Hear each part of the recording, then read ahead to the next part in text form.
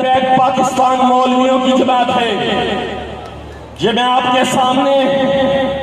مولوی کھڑا ہوں. چلو مولویوں کی جماعت بھی صحیح اور یہود و نصارہ کے ایجنٹ سیاستدانوں، کیا اس ملک میں سیاست کا تمہارا حق ہے؟ ہم تو اس ملک کو بنانے والے ہیں. اگر طریق اٹھا کر دیکھو،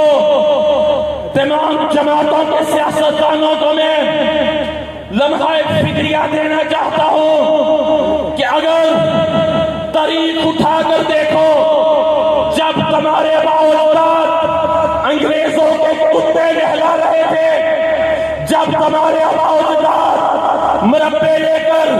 جگیاں لے کر، زمینیں لے کر انگریزوں سے وفاداری کر رہے تھے، اس وقت ہمارے علماء کرام یہی مولویوں کے وارث انگریز کی آنکھوں میں آنکھیں ڈال کر دین محمد مصطفیٰ کی سربلندی کی جنگ لڑ رہے تھے. آپ یہ سوچ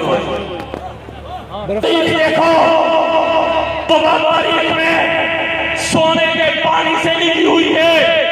اور وہی تحریک پاکستان کو بناتی ہے، اور وہی تحریک 74 سال کے بعد پاکستان کو بچانے کے لیے میدان میں آتی ہے، جس کا نام تحریک لبیک پاکستان ہے. ارے تحریک لبیک کے کارکنان تحریک لبیک پاکستان کا سپاہی بن کر، تحریک لبیک کا مجاہد بن کر، تحریک لبیک کا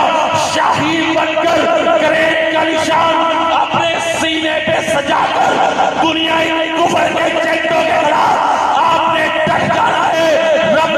کعبہ کی قسم، جب آپ کی ووٹ کی طاقت سے تحریک لبیک پر سر اقتدار آئے گی، سوشلزم کے نظام کا خاتمہ کرے گی، لبرلزم کے نظام کا خاتمہ کرے گی، کیمونزم کے نظام کا خاتمہ کرے گی. اگر نظام لے کے آئے گی تو محمد عربی کا چمکتا ہوا نظام لے کے آئے گی، ابو بکر کی صداقت والا نظام لے کے آئے گی، عمر کی عدالت والا نظام لے کے آئے گی، عثمان کی حیا والا